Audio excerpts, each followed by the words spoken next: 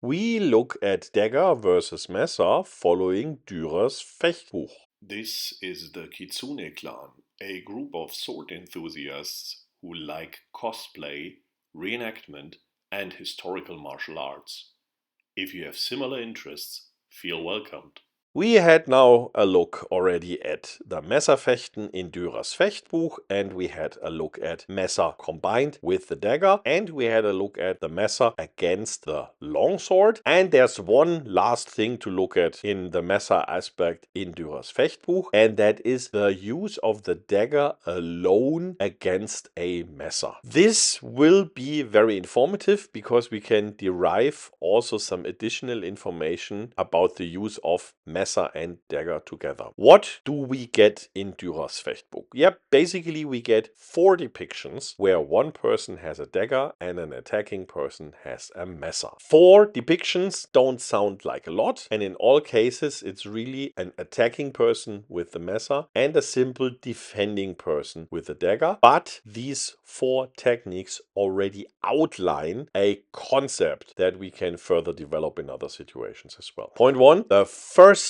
depiction shows a person with the dagger in reverse hold. So the blade of the dagger extends from the fist downwards from the pinky finger side, and the dagger is simply used to block an incoming attack. Very simple, makes a lot of sense. We have seen with Messer and dagger that we also have in one instance at least this situation that the left hand would hold the dagger in the reverse grip and make a combined deflection with the Messer in the right hand and the dagger in this position in the left hand. That fits well together. The other 3 techniques shown are in an upright position. So the dagger blade comes out at the fist from the thumb side. And we have already seen again with Messer and dagger that this position can also be used when the dagger is held in the left hand. What's now interesting with these 3 other deflections is that they basically show the same deflection but in 3 different versions. And we could expect that we can do the same thing also in reverse hold, but that's not depicted. So again, we can infer some stuff here. What are these 3 different deflections that we see here? So the first one reminds us at the one that we saw in reverse grip, because we have an attack. The Messer is attacking, the person with the Messer is attacking us, and we use the blade of the dagger to deflect the incoming Messer, blade on blade. That's what most people would think of, and that's what exactly is depicted here. The other 2 versions show something different. The second one that we can look at is also a simple deflection, but the distance to the opponent has been closed in. We are closer to the opponent, and that means our deflection can be directed not against the blade of the incoming Messer, but against the attacking arm. This is often much more effective, and it is used in a lot of instances also with other weapons. If we look at the Messer techniques, we have seen, or we have mentioned at least and given examples, that we see these defenses where the hand of the attacker is cut off. This is basically the same thing here, but as it's a dagger blade, it's not really made for cutting. It's very likely a triangular blade, so this will indeed only stop the attack, but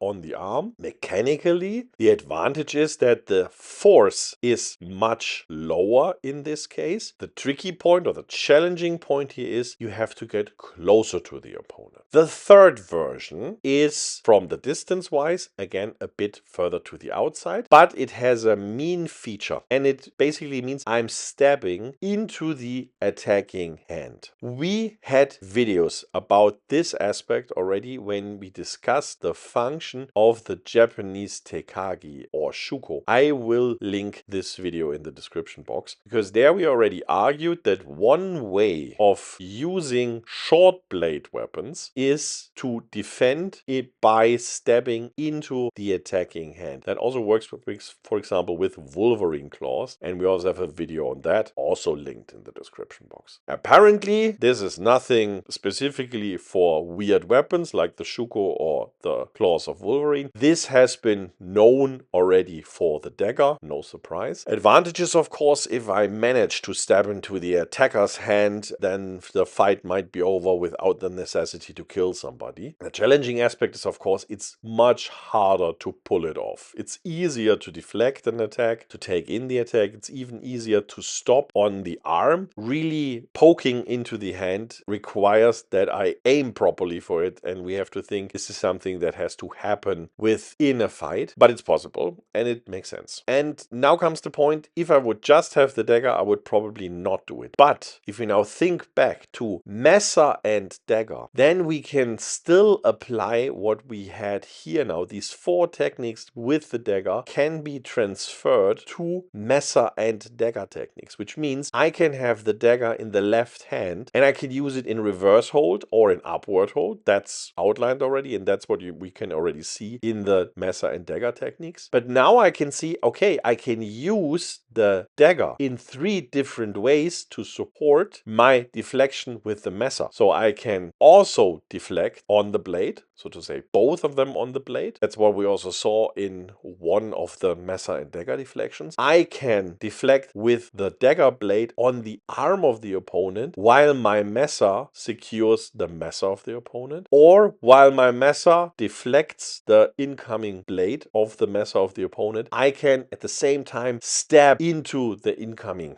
hand. And that's a very versatile technique and also tactic, and it reminds on some of the stuff that we see in some of the Filipino martial arts styles. So again, I had pointed that out already, that the dagger and Messers somehow make a nice reference towards the Filipino martial arts styles. This now supports it. This is very similar in tactic, and it basically outlines a complete set of techniques. We can now think of doing this for all the possible angles, that we always deflect with the Messer, and that the support hand with the dagger does all 3 different aspects: support the block on the blade, support the block by locking the arm, or support the block by stabbing into the hand. Overall, the presentation in Dürer's Fechtbuch might not be super systematic, but it already outlines that there must have been a very well-developed, versatile, and complex fighting style behind it, and the depictions only give a small hint of what is there. At least that's a valid interpretation. It could, of course, be that the entire fighting style was